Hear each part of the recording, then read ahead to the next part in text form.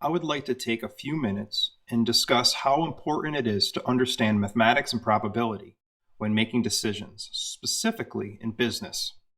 I'm going to take an example from supply chain, demand planning.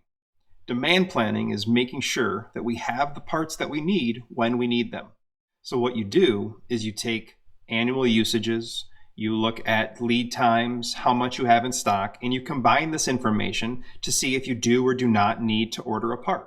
So you've got some data going into this that could or could not be accurate, such as what you have on order, what you have in stock, and you get some real life order trigger. And we're going to make some assumptions. We are going to say that you do this demand planning once a week. You have, maybe hundreds or thousands of parts and components and assemblies, and you want to do this once a week just to make sure nothing falls through the cracks. So you would be doing this demand planning 52 times a year. And we're also going to make another assumption that you normally buy roughly 6 months worth of usage whenever you do place an order based on usual build rates. So that means that 2 out of 52 times a year, you're going to need this part. That comes out to 3.8% of the time. And we're going to make one more kind of buffer assumption. We're going to bump this up to 5%. And this is going to be because sometimes we have spikes in usage or an order gets canceled and we may need it a couple more times. Nothing ever goes perfect. So we're going to say that 5% of the time we actually need this part. And let's build a little tree based on this. So this is the path that we do need the part, and this is the path that we don't need the part. And so we now know that this path happens 5% of the time, which means that we don't need the part. We have enough, or it's on order, 95% of the time. But needing the part is different than getting a trigger to order the part. So given that we need the part, we run a demand plan. Now, they use Excel for this. You can use demand planning software. There's MRP. There's all kinds of techniques out there. We're not going to get into that, but we are just going to say that you run your demand planning and you get an order trigger. So it's going to be O sub T. And the other possibility is that you do not get an order trigger. So given that you need the part, you could get an order trigger. And we'll say that our model is right 99% of the time, almost always right, which means 1% of the time it's wrong. Now, the way that you read this is we need the part, and given that we need the part, this model triggers. Fantastic. That happens 99% of the time.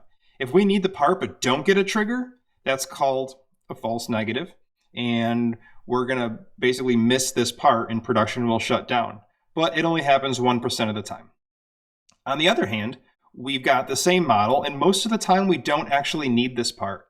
And in those paths, we're still running this every week, this demand plan. So given that we don't need the part, we'll say that this model is accurate 95% of the time.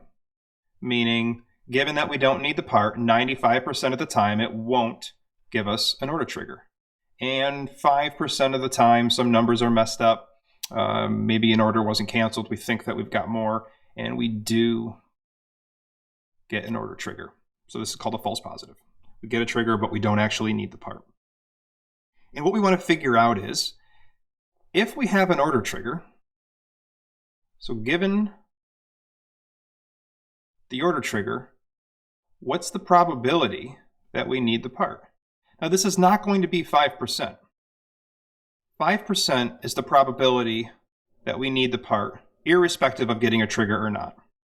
So what we want to know is, what is the probability that we need the part conditional on the fact that we get an order trigger?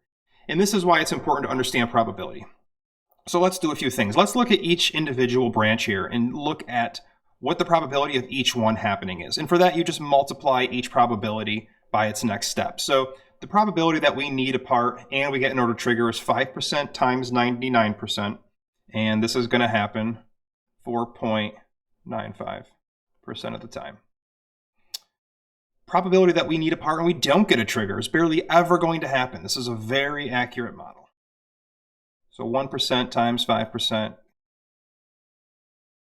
And let's look at the fact that we don't need to order and we do get a trigger. So this is going to be something that happens 4.75% of the time, and that's going to be wrong. It's a false positive. And then let's look at the fact that we don't need a part and we correctly don't get a trigger. So nothing even pops up on our demand plan. This is going to happen most of the time. And so this is just using the probability of N times the probability of OT. And our question is now, what is the let's ask something first. What is the probability that we get an order trigger? Let's just look at that. So if looking at all of our different scenarios, we get an order trigger here and we get an order trigger here. So out of the 52 times that we run this per year, we just add these up, we get an order trigger 9.7% of the time. Now our question is, conditional on the fact that we get an order trigger, which is 9.7% of the time, what is the probability that we actually need that part? So out of that total 9.7%, which is these two scenarios here, we only need it 4.95 out of the total 9.7. And that is the common sense way to look at it. The mathematical way to look at it is the probability that we need a part, conditional that we get a trigger, is equal to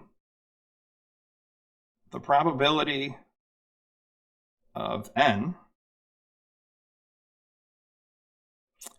and the probability of an order trigger divided by the probability that we get an order trigger. So the probability that we need a part, this branch, and we get the trigger is 4.95. So the probability that we need it and conditional on the trigger is going to be probability that we need it and the trigger, that's 4.95, divided by the total probability that a trigger happens, 9.7. So as you can see, what might have been not quite as intuitive, the probability that we need a part given a trigger is only roughly 51%. So looking back at what we're doing here, we either do or do not need a part, and we run this model, we get a trigger. If we get a trigger, that trigger is only accurate 51% of the time. And this is occurring with a model that is 99% accurate on needing a part and 95% accurate on not needing a part. So this is an extremely accurate algorithm, model, whatever you want to call it. And even with something that accurate, the triggers are still only 51% accurate given a trigger that you actually need the part. So it's just, again, this isn't what you're thinking about during the day, but it's important to understand this math so that you can think through things that are happening during your day and not just blindly place orders and don't place orders. This comes into account with things all over the shop floor, selling, customers, finances, understanding that triggers, metrics, red flags, all that really is conditional on real life and all plays into these probability models in real life. So just something to help you kind of open your eyes a little bit, think through things a little more, and understand that even things that seem extremely accurate don't actually give you that accurate of a signal.